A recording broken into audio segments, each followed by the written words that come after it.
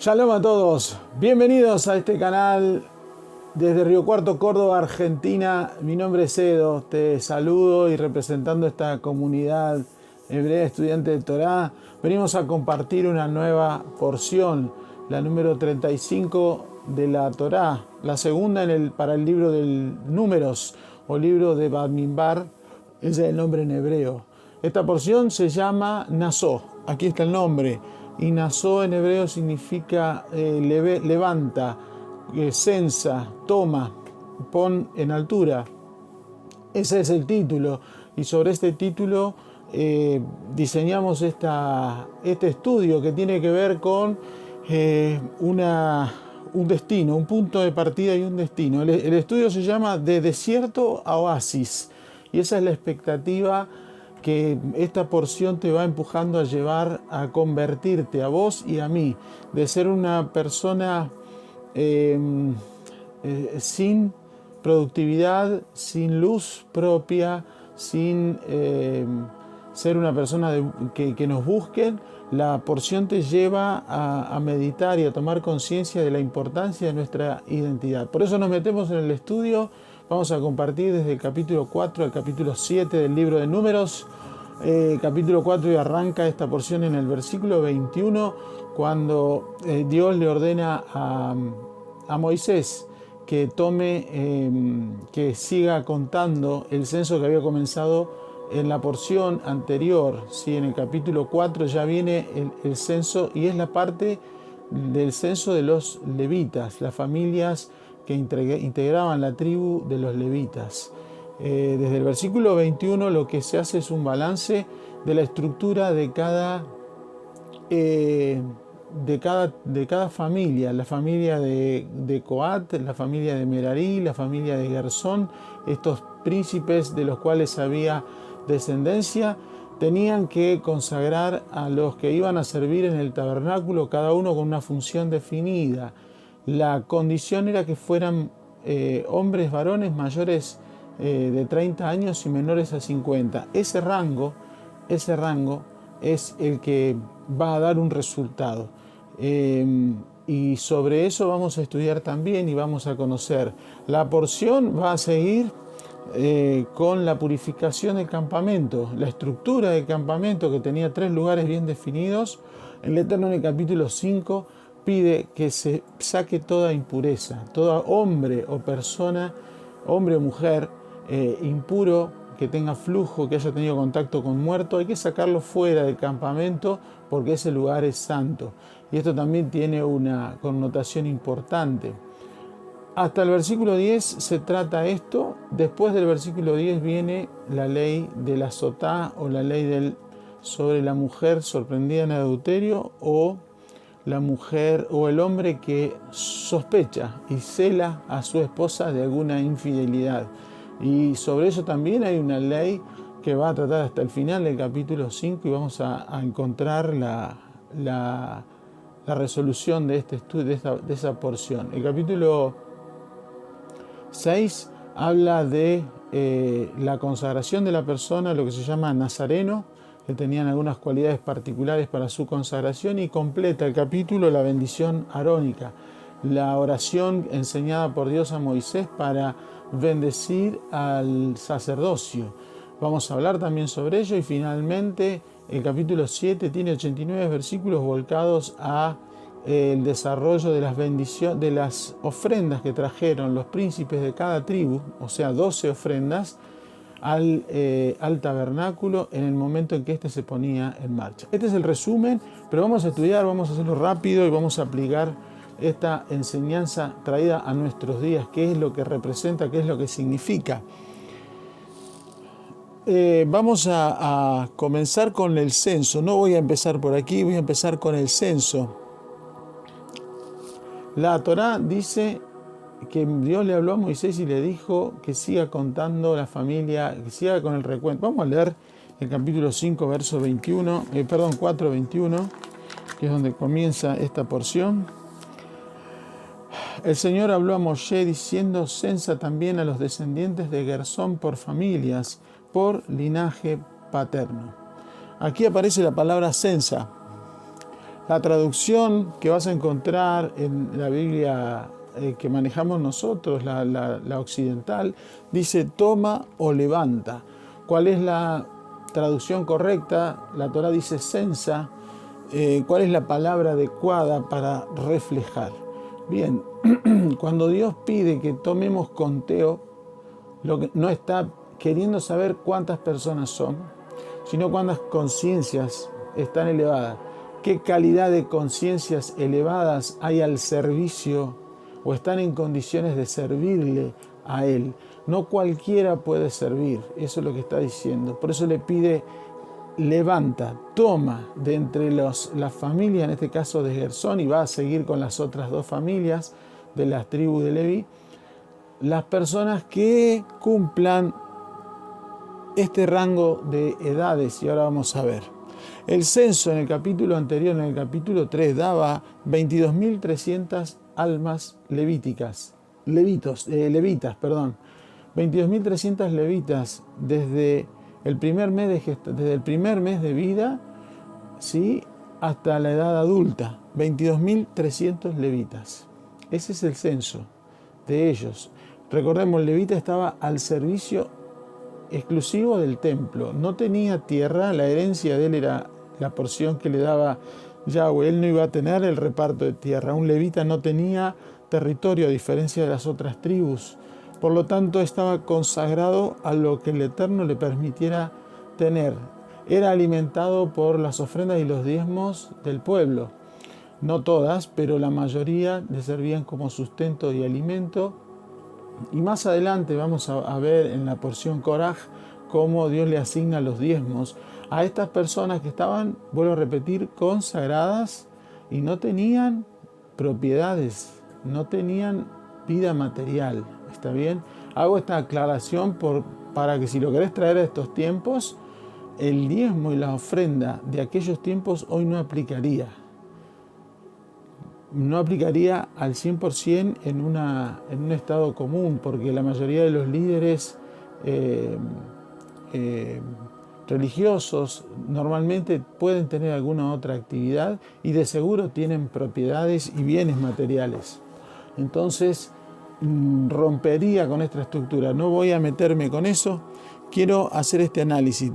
Al final del capítulo 4 dice que hay 8.500 almas que cumplen entre 30 y 50, que pertenecen a la tribu de Leví en alguna de estas familias y están en condiciones de servir en el tabernáculo. Estas cantidades son muy precisas y muy específicas, y vamos a ver la riqueza que nos brindan.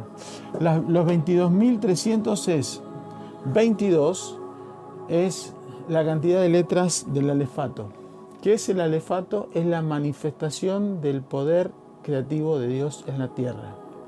En la Torá, aquí, esta parte es la parte de hebreo. Las letras hebreas que están en negrito representan la manifestación del poder de Dios, pero el espacio blanco representa la luz divina. Cuando hay espacios blancos notorios, eso es poder, es un espacio que la manifestación de luz. Eso es pureza. Quiere decir que el 22, que representa la manifestación del poder del Eterno, está reflejando al carácter adorador que tenía esa unidad llamada tribu de Leví. 22 es la manifestación del poder creativo de Dios. Y 300 es el valor de la letra Shin, de esta letra. Y la letra Shin representa las 3 columnas del alma con las cuales se sostiene el árbol de la vida. Las 3 columnas del alma. ¿Qué habla de esto? Habla de la plenitud de la manifestación del Eterno en el alma. Un espíritu adorador, en este caso de la tribu de Leví, ¿sí?, que eran específicamente adoradores y servidores consagrados, son personas que tienen la plenitud del alma llena de la manifestación del poder del Eterno. Esta es la significancia de esta cantidad. Y esto es el primer regalo, el primer dato. 8.580, si sumamos los dígitos, 8 más 5, 13 más 8 da 21. Y 2 más 1 da 3. 3 es balance, es equilibrio. Quiere decir que las personas entre 30 y 50 años eran personas llenas del poder de la manifestación del Eterno, de la plenitud del Eterno, pero que tenían un balance, tenían un equilibrio, una conciencia equilibrada. Ese es el resultado del censo. Esa es la explicación. Y eso es lo que nosotros debemos provocar en nosotros. A eso debemos aspirar, a eso debemos apuntar, tener una conciencia elevada, que tenga un equilibrio y que mantenga la plenitud del Eterno en nosotros. Estos particularmente no tenían bienes materiales, y también eso nos enseña que esa conexión con el Eterno no está sujeta a la materialización de los bienes que nos rodean, los que tenemos, los que carecemos, los que queremos tener. O sea, no va por ese lado. Está bien desear tener un bien, está perfecto. La prosperidad material está escrita en la Torá, en la Biblia, y está bien, pero la conexión con el Eterno no se ata a eso, sino que eso es consecuencia. Yeshua decía, busquen el reino de Dios y su justicia, o sea, busquen lo superior, hagan esa conexión, manténganse en balance y las cosas vienen por añadidura. El pueblo, el adorador, no se basa o no piensa o no se desconecta por tener deseos o inclinaciones materiales. Vuelvo a repetir, es bueno desear y querer y tener y disfrutar. Está perfecto y es parte de la plenitud de la vida en abundancia que nos trajo el Eterno a través de Yeshua. Pero no es el camino correcto a la conexión. Eso es lo que está hablando. 30 y 50, ¿por qué estas edades y por qué en estas edades hay balance? 30 en hebreo es la letra Lamed. La letra Lamed es la única letra que sobrepasa la altura tradicional de todas las letras y se extiende por encima de ese nivel. Y esto habla de que la letra Lamed es la única letra que conecta con el mundo superior. La única que tiene esa conexión divina. Por lo tanto, 30 años era la edad de conexión con el divino. Recuerden que Yeshua comenzó su ministerio a los 30 años, cuando ya alguien podía ser llamado, denominado rabí o rabino. 50 es la letra Nun. Y la letra Nun representa reino y representa vida. O sea, son personas que están llenas de la manifestación del poder y presencia divina, tienen un balance, tienen una conexión divina adecuada y transmiten vida. Ese es el mensaje del adorador. Este es el primer balance y esta es la aspiración que nos empuja a la Torá a pasar de desierto a oasis. Para hacer un oasis dentro, en el medio del desierto, porque en el desierto estamos todos, esta época de desierto, esta diáspora del desierto de Edom que estamos viviendo, tiene que ver con dejar de ser parte del desierto y convertirte en un oasis.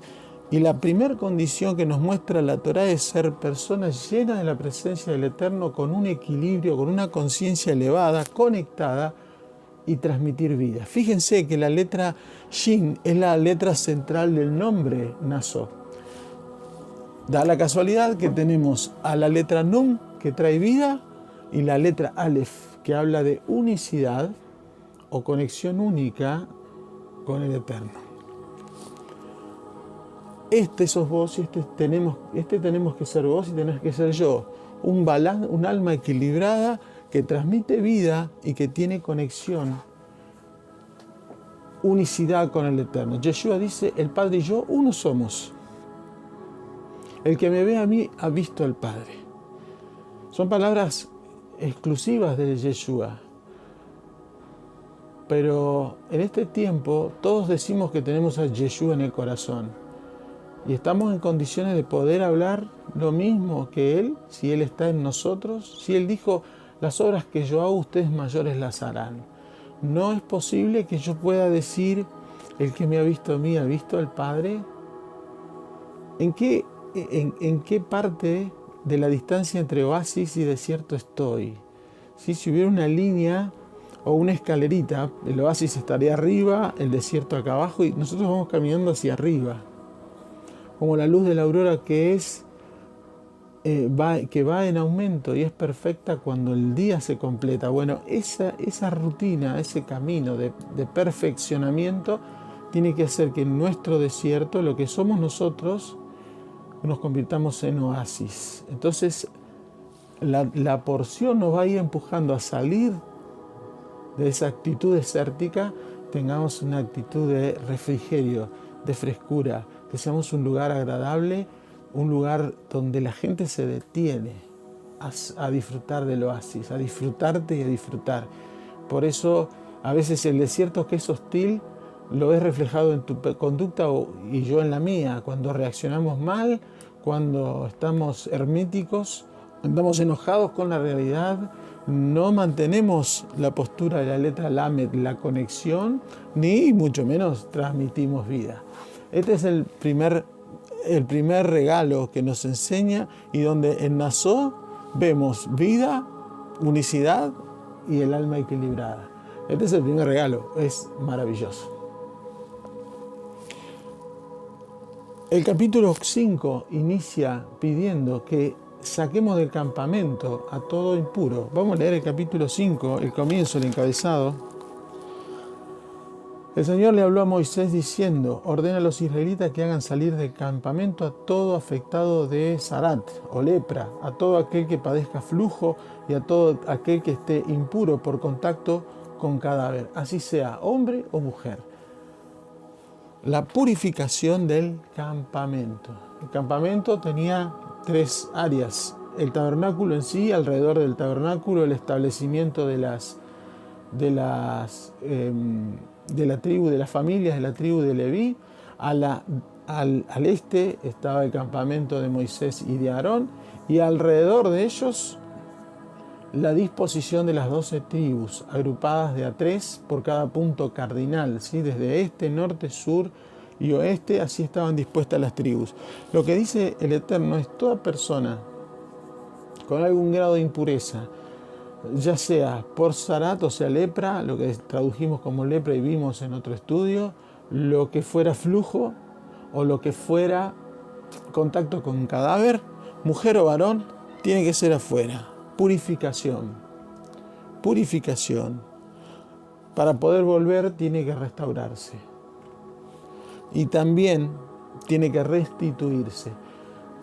Estas 3 personas, estos 3 tipos de segmentados o apartados, tienen algo en común. No están en condiciones de entrar en este rango.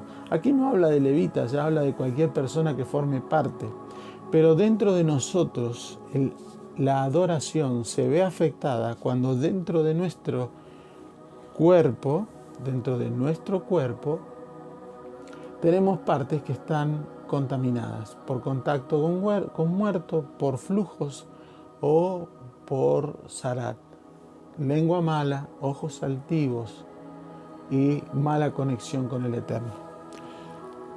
¿Qué está diciendo? ¿Qué es lo que está pidiendo el Eterno? Es que nosotros purifiquemos nuestro campamento, que podamos discernir. Aquí nos pide que gracias a este regalo de poder tener una conciencia equilibrada, seamos humildes y juiciosos con nosotros, críticos, y podamos separar y sacar de nosotros todo lo que hace a impureza nuestra. Hábitos, tradiciones, creencias, verdades que no están basadas en la verdad absoluta que es la palabra, relaciones incorrectas.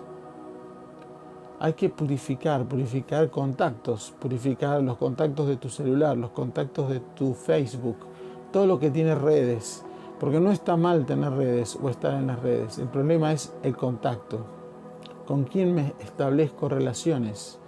¿Con quién me empatizo en relaciones? Que eso es lo grave. No importa con quién tenga... O sea, no importa la persona. El tema es, como dice Jeremías, o yo me convierto a él o él se convierte a mí. Y ese es el impacto, esa es la purificación. El tema más relevante es la restitución. La restitución es, para ejemplificarlo a través del perdón, es yo le pido perdón al Señor que le hice daño a tal persona, pero me falta dar ese paso de restitución, que es ir a esta persona y decirle: yo te hice daño, te pido perdón. Independientemente de la reacción y conducta del ofendido por mí, yo tengo que hacer ese paso de corrección. Y la restitución es lo que más le cuesta a nuestro ego. Reconocer ante otro semejante. Ante Dios no queda otra. Sabemos que no podemos escondernos de Él. Pero este paso es determinante. Y gracias a esta elevación, a este regalo, nosotros podemos estar en condiciones de tomar la iniciativa de corregir, porque con este regalo nosotros nos infundimos de un grado de elevación y de entendimiento que nos hace anhelar estar en unidad y en comunión constante con el Eterno. El capítulo 5, a partir del versículo 11, comienza a relatar una ley que se llama ley Sotá, que trata al hombre, al esposo que tiene cierto celo, cierto reclamo sobre una posible infidelidad de la esposa. El proceso descrito habla de que el hombre debe presentar a su esposa ante el sacerdote y delante de la presencia del Eterno, en el tabernáculo, por supuesto, a la entrada, para que ella sea probada, sea enjuiciada. Es una situación, yo trato de dibujarla en mi mente. Te invito a leer el capítulo 5 a partir del versículo 11. La mujer es expuesta delante del sacerdote a reconocer o a ser tratada con un procedimiento bastante particular que hoy no se practica, pero que tiene una relevancia notoria para nuestra vida y nuestra trayectoria espiritual. Se tomaba polvo de la tierra, se mezclaba con agua, y esa agua era preparada para que se llamaba agua de maldición. La tenía que beber la mujer. Si la mujer era efectivamente adúltera y daba derecho, justificaba la sospecha de este varón, de su esposo, ella se iba a hinchar, se iba a amargar por dentro, se iba a hinchar y se iba a decaer el muslo. Habla de perder belleza y iba a volverse estéril. Eso es lo que representaba. Antes de esto, el sacerdote iba a anotar todas las maldiciones que iban a recaer sobre ella, y esas maldiciones las iba a lavar con esa agua preparada. Después la mujer se lo tenía que tomar. La mujer tenía que decir amén una vez que le leían las maldiciones. Y decía amén porque así sea si yo fui encontrada, si yo soy la adúltera. O sea, esa agua era como, para nosotros, para un hombre natural diría, mágica. O sea, era un detector de mentiras, algo así. Y la mujer iba a reflejar en su cuerpo esa impureza. Se iba a hinchar, se iba a amargar y se iba a perder efectividad, o se iba a volver estéril, ya dejaría de ser fértil o productiva, no tendría esto. Esta ley, dicen los sabios, que nunca llegó a aplicarse en un total, en un 100%. Ahora, ¿qué refleja esto y cómo lo traemos a nuestros días y cómo lo apreciamos para entender? En el libro de Oseas, el profeta dice,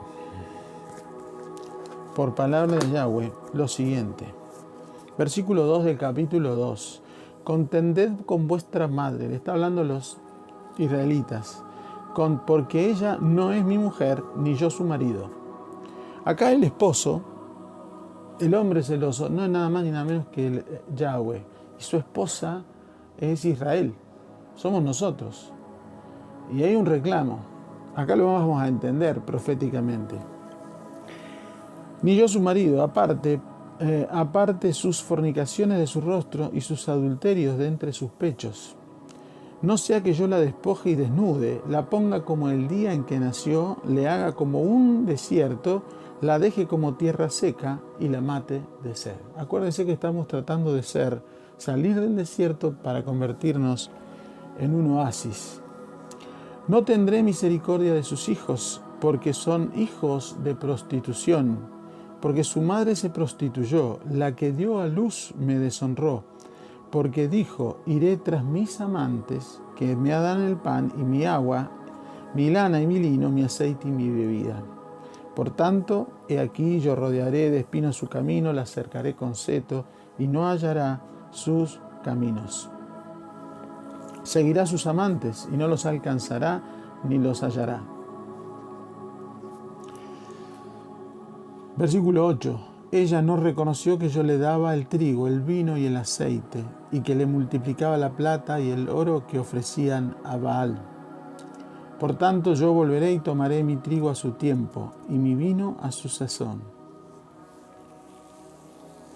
Yo ahora descubriré su locura. Delante de los ojos de sus amantes, nadie la librará de mi mano. Haré cesar todo gozo, sus fiestas, sus lunas nuevas, sus días de reposo y sus festividades.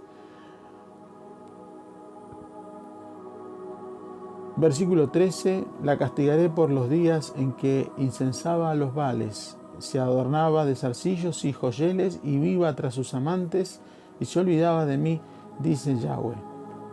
Versículo 14, profecía para nuestro tiempo. Yo he aquí, pero yo le atraeré y la llevaré al desierto y hablaré a su corazón. En aquel tiempo, dice Yahweh, me llamarás Ishi, que significa hombre o esposo, y nunca más, señor, y nunca más me llamarás Bali, que significa amo, porque quitaré de su boca los nombres de los Baales y nunca más se mencionarán su nombre. Esta profecía tiene que ver con nosotros. Nosotros somos la esposa infiel. Nosotros somos la que terminamos en un desierto, la que fuimos tras los amantes, los gobiernos del mundo, las costumbres, tradiciones, creencias y verdades que nos transmitieron generacionalmente. Perdimos productividad, quedamos estériles en el medio del desierto. Llamamos Señor a quien no es Señor y dejamos de adorar al verdadero Señor. Nos volvimos adúlteros, nos prostituimos, nos convertimos en material de despojo y de destrucción. Y vino Yeshua. Vino al desierto de Edom, a Roma, a ese lugar para hablarnos al corazón, como dice el versículo 14. Y Yeshua, que es la conexión entre el esposo y la esposa, ocupó el lugar que le correspondía a la esposa.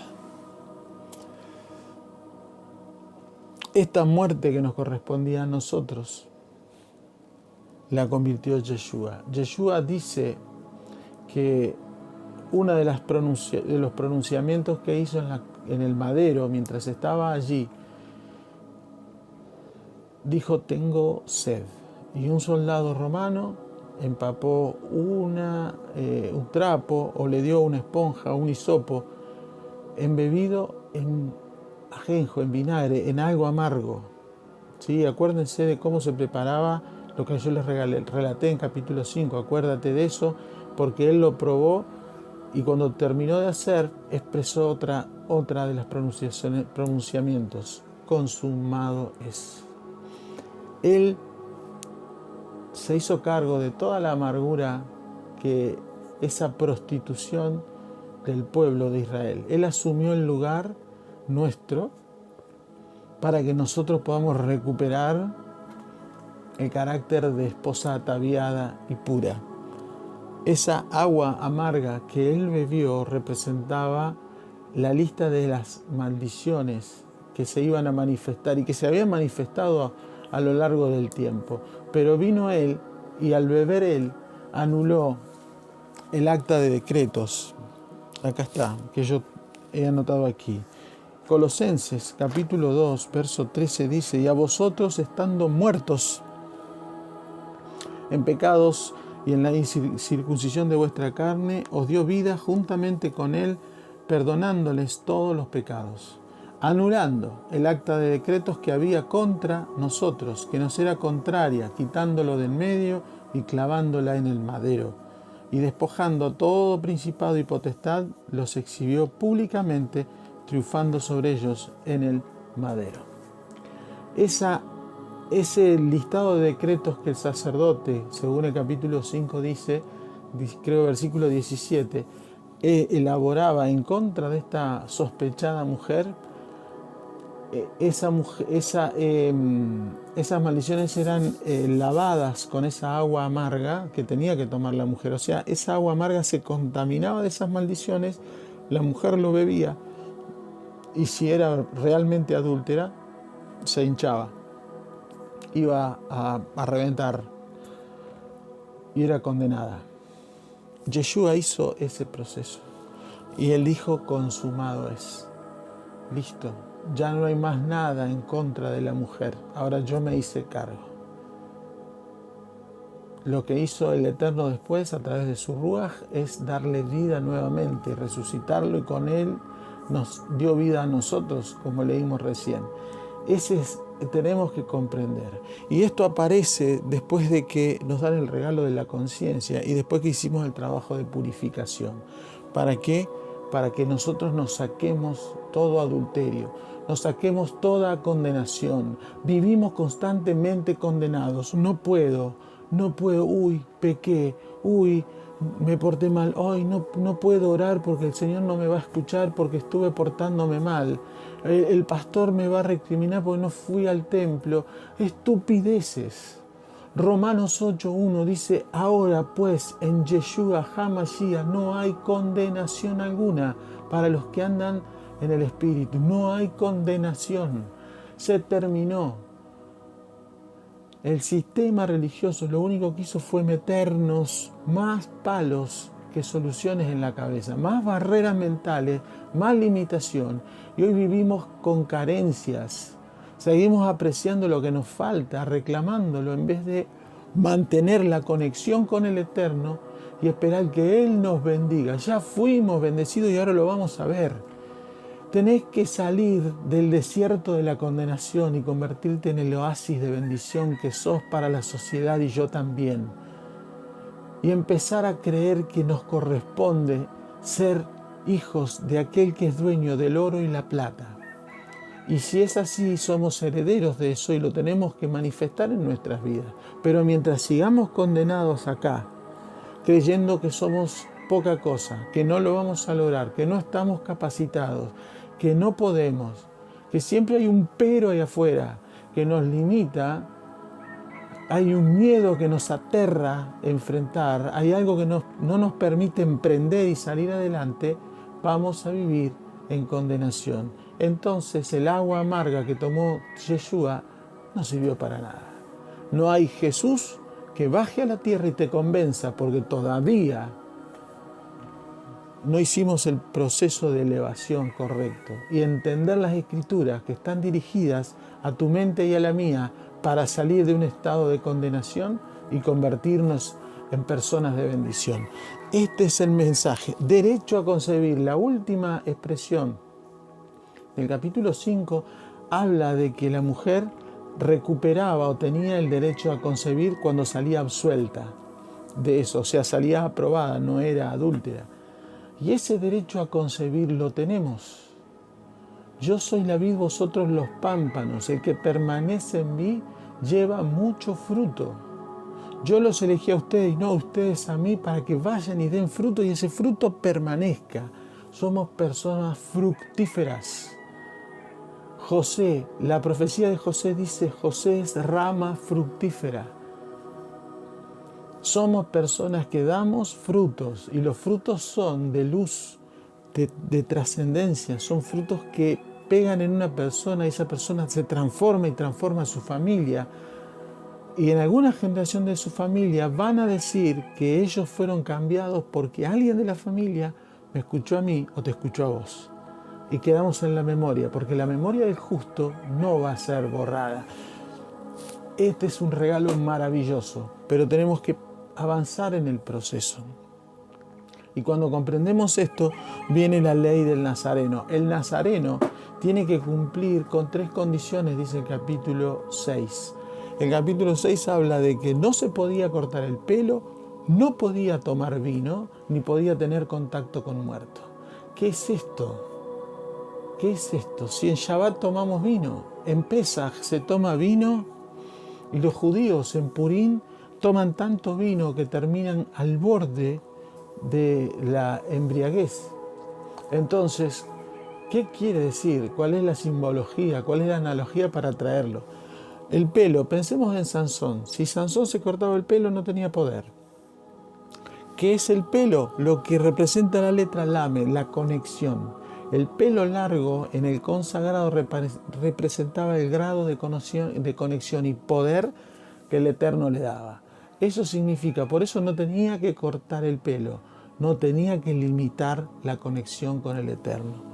El vino representa el derecho de recibir. ¿Cómo manifiesto yo el deseo de recibir? El derecho no, el deseo de recibir, esa ambición por tener con la boca. El vino representa el deseo de recibir manifiesto por la boca, donde yo por mi manera de hablar estoy manifestando mi deseo de recibir. ¿Cómo lo manifiesto? Ay, me falta esto. Ay, qué poco que tengo. Ay, en el trabajo tendrían que pagarme más. Ay, tendrían que reconocerme las horas que hago de más. Ay, mi esposo, mi esposa tendría que amarme más. Y mi hijo tendría... Todos deseos de recibir. Cuando yo muestro esa carencia, no soy nazareno, no hice nada, no rectifiqué, no entendí nada, porque nuestra manera de hablar es de carencia, y por carencia lo que manifiesto es deseo de recibir. Y nosotros somos elementos de bendición del Eterno para dar. Él se encarga de que alguien nos dé sin que nosotros nos enteremos o lleguemos a pedir. El contacto con muertos tiene que ver con las relaciones o con las acciones que nos llevan a relacionarnos y a empatizar con personas muertas espiritualmente, no físicamente. A eso se refiere. Por lo tanto, el pelo representa pensamientos. La conexión con el Eterno nos llena de pensamientos. De hecho, con lo que te conectes te va a llenar de pensamientos. Si te conectás con una persona negativa, tu pensamiento se va a volver negativo. Tu deseo de recibir va a ser cada vez más ambicioso y tus acciones van a ser empáticas con ese tipo de personas. Entonces, el nazareno lo que tenía era pensamientos, palabras y acciones consagradas al Eterno. A eso se refiere. Vamos a ponerlo acá. El pelo, pensar, hablar, y acá le vamos a poner hacer o acción. Las acciones que yo hago tienen que ser acciones de luz y no acciones tomadas de un modelo negativo que no tiene aquella conexión con el Eterno. Eso está diciendo el nazareno. Todas estas perlas son maravillosas y nos van a hacer, decime si no tenés ganas de ser ese oasis. Ese oasis. Yo lo único que hago es agradecer al Señor por haberme elegido, por darme esa oportunidad.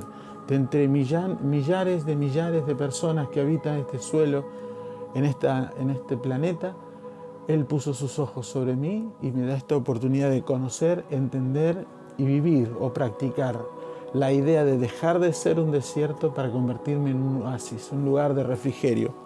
La parte final, el capítulo 6, termina con la oración que el Eterno le enseña a Moisés para bendecir el sacerdocio real. Él tuvo que reunir a los sacerdotes, a sus hijos, rociarlos y soltar la bendición arónica, la que hacemos sobre los hijos en Shabbat. El mensaje es que nosotros, al ser una bendición, lo único que tenemos que hacer es expresar esas palabras, porque Yahweh dice, pondrán mi nombre sobre ellos y yo los bendeciré. Él bendice.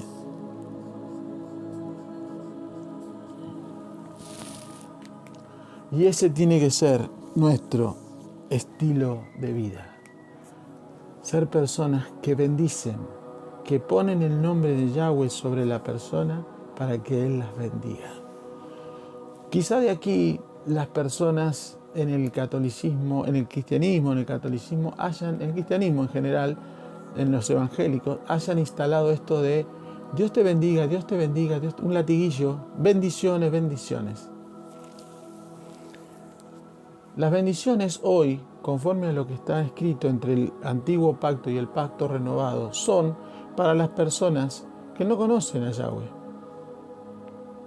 Porque nosotros tenemos que darle bendición a ellos. Si lees Mateo 5, dice, bendecid al que te hace mal, orá por el que te persigue y ultraja, intercedé por los que te hacen mal. Nosotros tenemos que bendecir y no maldecir.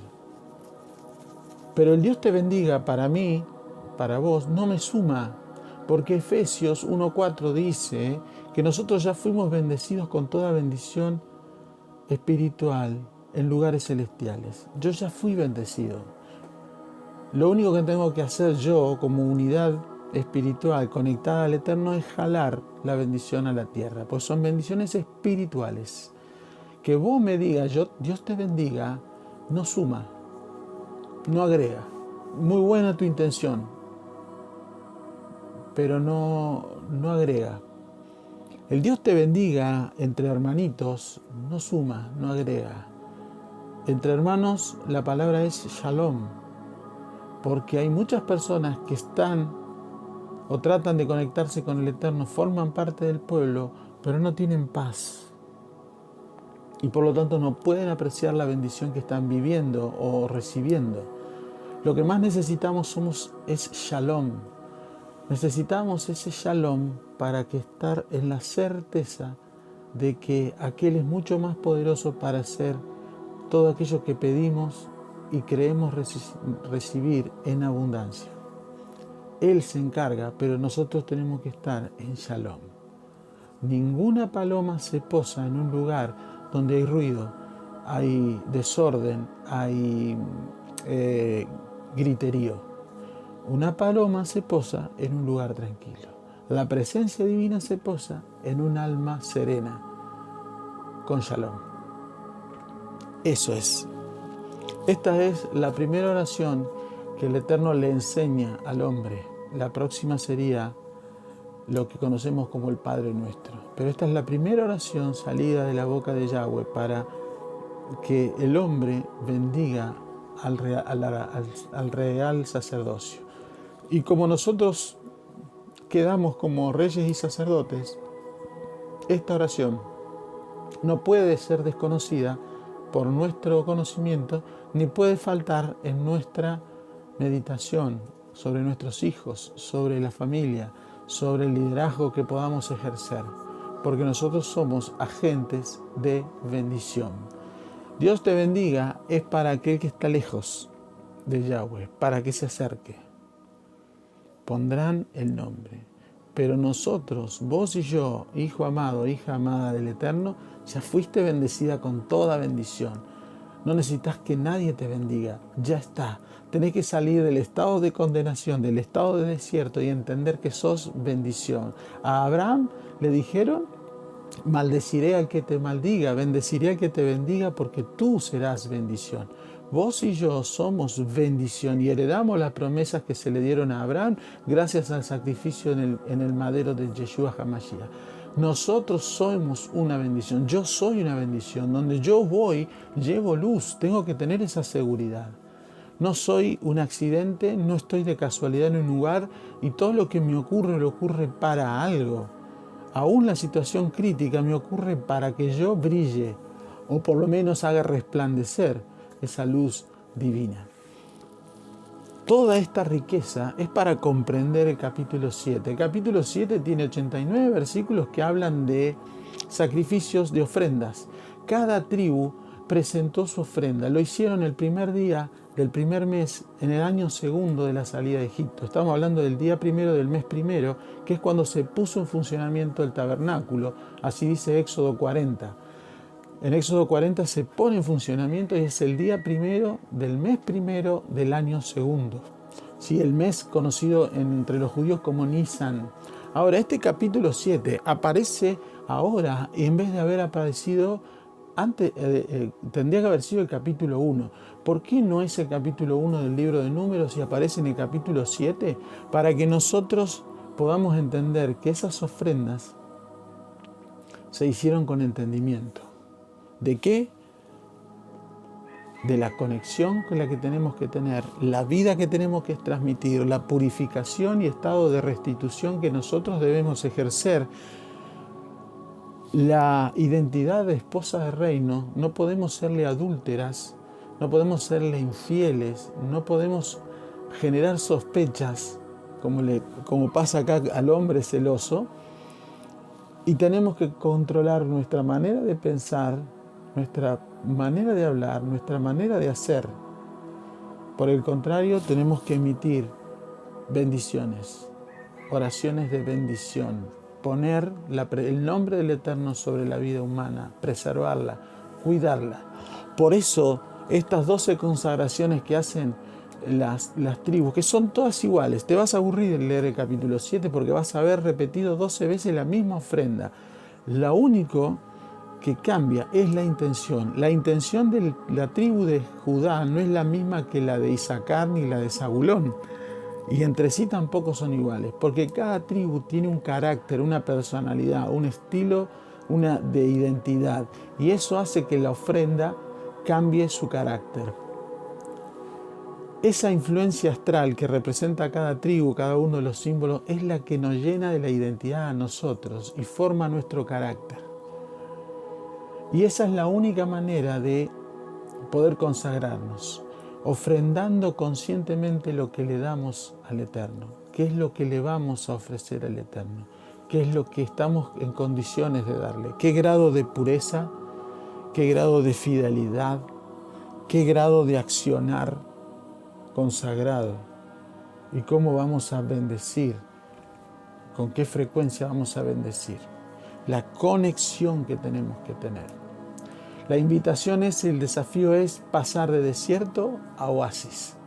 Y este es el recorrido, este es el camino para que al final te consagres como un verdadero oasis que se rinde para dar refrigerio en un desierto donde la sociedad está desesperada por agua fresca y una sombra que le cobije. Desde Río Cuarto, Córdoba, Argentina, te saludo. Tengas una excelente fiesta de Shabbat, un hermoso Shabbat lleno de Shalom y puedas apreciar esta riqueza. Si te gustó, poné me gusta. Si querés opinar, me gustaría mucho que lo compartas, tu opinión, tu experiencia. Lo que mejor podés hacer es suscribirte y darle trascendencia a esta enseñanza para que alcance otras vidas. Compartilo cuanto más puedas, porque hay muchas personas que son desierto y les gustaría ser oasis, conociendo el recurso que es las Escrituras Sagradas y el amor divino de un esposo celoso, pero lleno de amor por una esposa pura y llena de vida como nosotros. Shabbat Shalom.